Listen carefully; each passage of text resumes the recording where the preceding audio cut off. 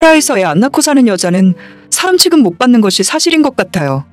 가장 제 편을 들어줘야 할 남편마저 결정적인 순간에는 아무런 쓸모가 없고 시댁 사람들과 저는 어쩔 수 없는 남이구나 생각이 들더라고요.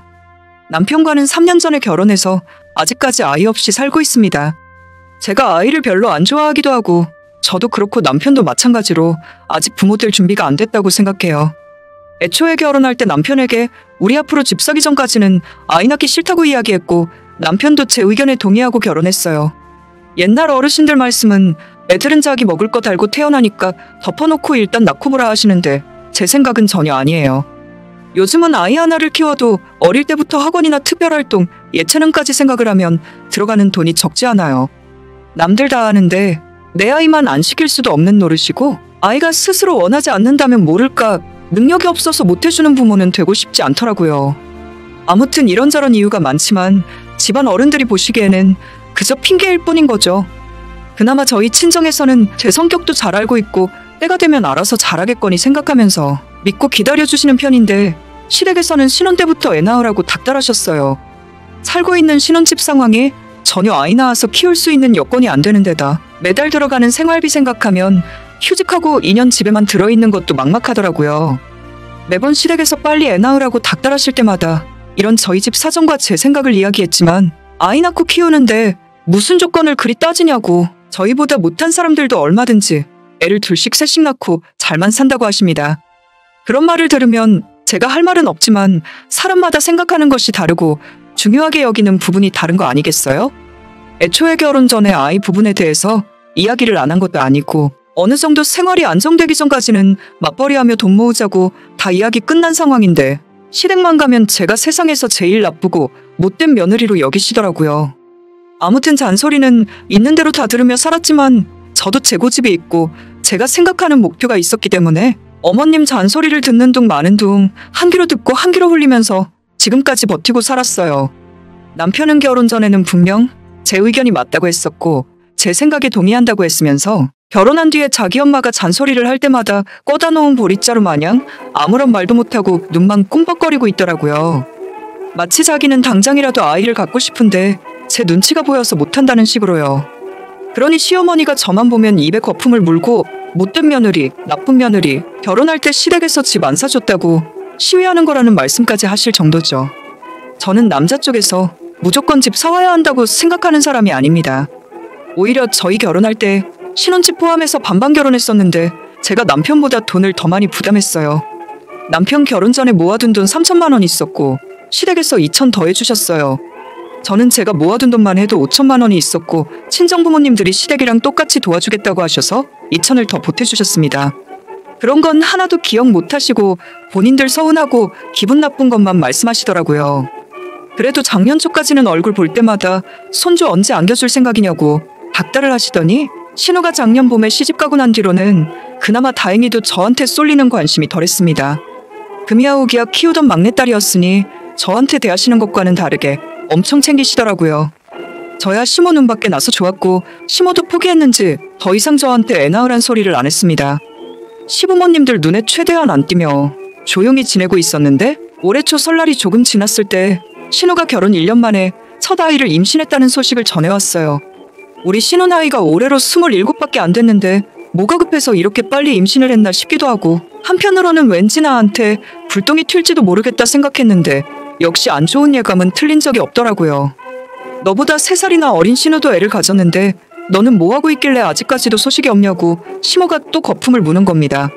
친손주보다 외손주를 더 일찍 보게 될 줄은 몰랐다면서 세상에 준비가 완벽한 상황에서 애 낳는 사람이 어디 있냐고 또 난리를 피우시더라고요. 저도 이 집에 며느리로 들어온 지 올해로 3년 차라 이젠 웬만한 잔소리에는 꿈쩍도 하지 않을 정도로 멘탈이 좋아졌어요. 뭐라고 하시거나 말거나 시댁하는 일 최대한 줄이고 어머님이랑 마주치지 않으면서 잘 버티고 있었는데 얼마 전부터 자꾸 이상한 소리를 제게 하더라고요. 남편이랑 시모가 동시에 제 차를 신우한테 주자고 하는 겁니다. 제가 타고 다니는 차는 엄청 좋은 차도 아니에요. 우리 친정엄마가 예전에 타고 다니던 벤츠 SUV인데 뽑은 지 8년 됐고 12만 킬로 정도 운행한 완전 중고차입니다. 처음엔 우리 아빠 차로 뽑았고 그것 타고 온 가족이 많이 놀러 다녔어요. 아빠가 2년 타더니 그 뒤로는 자연스럽게 엄마가 몰고 다니셨고 제가 결혼할 때 신혼집이 회사랑 멀어지면서 엄마가 저보고 타고 다니라며 넘겨주셨죠. 언제가 될지 모르지만 나중에 아이 낳아도 문제 없을 정도로 넓고 아직까지는 크게 고장난 곳 없이 쌩쌩하게 달립니다. 부모님이 물려주신 거라 중고로 팔 생각도 없고 계속 타고 다닐 예정이에요. 그런데 어느 날 갑자기 남편이 하는 말이 제 차를 시누이한테 빌려주면 안 되겠냐 하더라고요. 동생이 버스 타고 병원 다니는 거 불편하고 힘들대. 뱃속에 애도 있으니까 내가 봐도 좀 불안하더라고. 참고로 신우는 전업주부로 결혼 전부터 지금까지 집에만 들어앉아 있고 신우의 남편만 작은 경차를 하나 운전하며 다니고 있습니다. 제 차를 신우한테 주고 나면 나는 뭘 타고 다니냐고 남편에게 물었더니 저보고 버스 타고 다니면 되지 않겠냐 하더라고요.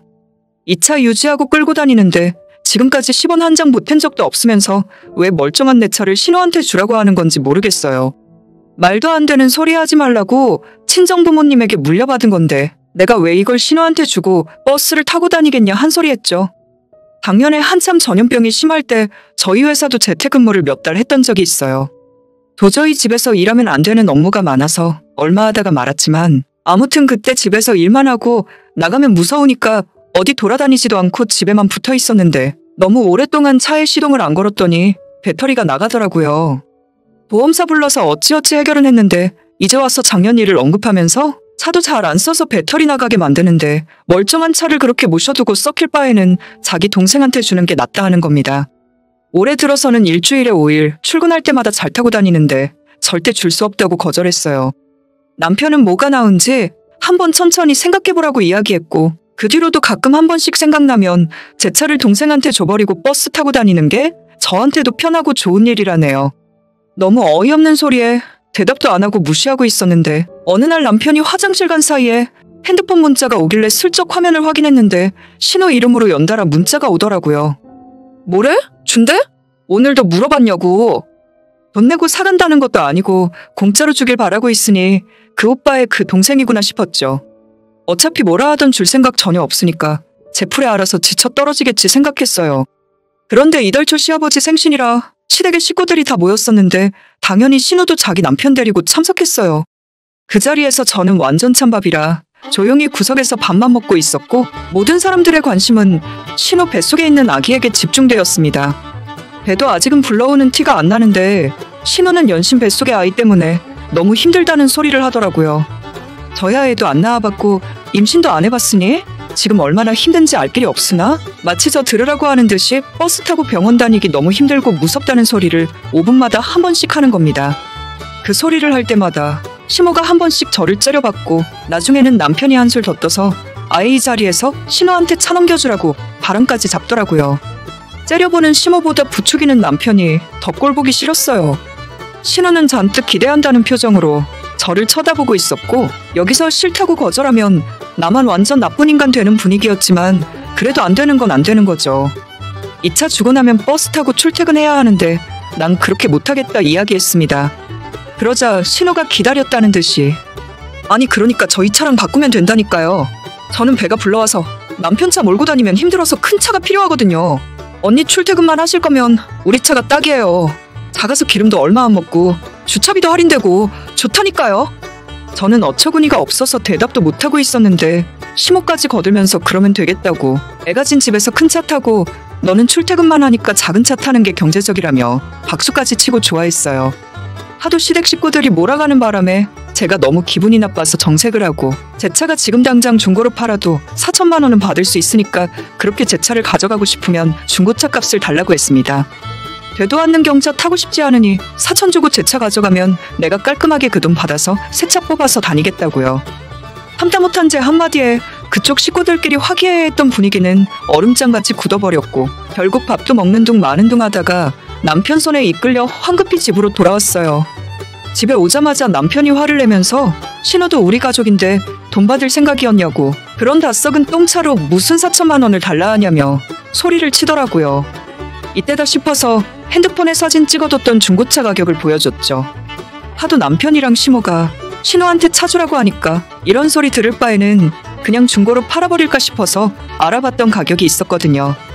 지금 당장 내놔도 4천 이상은 받을 수 있는데 신우가 진짜로 사겠다고 하면 그래도 가족이니까 내가 1,000만 원 깎아서 3,000만 받겠다고 했어요. 중고차 딜러가 4,000만 원 조금 넘는 가격에 매입하겠다는 문자까지 보여줬더니 그때부터 돈 이야기는 안 하고 저보고 매정한 게 생각도 너무 없다면서 꼭 그 자리에 시댁 식구들 앞에서 돈 이야기를 했어야겠냐 하더라고요. 그날 남편이랑 결혼 이후로 가장 크게 싸웠고 한번 싸우고 나니 오기가 생겨서 털끝 하나도 제가 양보할 수가 없었습니다. 그렇게 싸우고 끝도 아니라 얼마 전까지도 계속 남편이랑 이 문제 때문에 사이가 안 좋아요. 지난 주말에도 밖에 나가기 싫어서 집에만 있었는데 남편이 또다시 차 이야기를 꺼내면서 주말엔 운전을 하지도 않으니까 그냥 신혼의 경차랑 바꾸랍니다. 너 일부러 시동생이라서 안 주는 거지? 당신 친동생이 달라고 했으면 줬을 거 아냐. 저는 동생도 없는데 저런 말을 해봐야 뭐 하겠습니까? 결국 주말에 또 한 번 남편이랑 크게 싸웠고 더는 꼴도 보기 싫어서 제가 집을 나왔어요. 이런 문제 때문에 이혼까지 생각해야 하는 현실이 정말 짜증나고 싫은데 제가 먼저 남편에게 우리는 이혼 말곤 답이 없다고 이야기했더니 자기도 저처럼 이기적인 사람과는 살기 싫다더군요. 진짜 세상에 신우한테 공짜로 차 안 줬다고 이혼하는 부부가 있을까 싶습니다. 말로는 다 못했지만 그동안 남편이랑 시모한테 별별 소리를 다 들었어요. 나보다 먼저 신우가 애가 져서 질투하냐고까지 하더라고요. 저는 지금 당장 아이 가질 생각 없어서 미루고 있던 건데 질투를 느낄 이유가 뭐가 있습니까?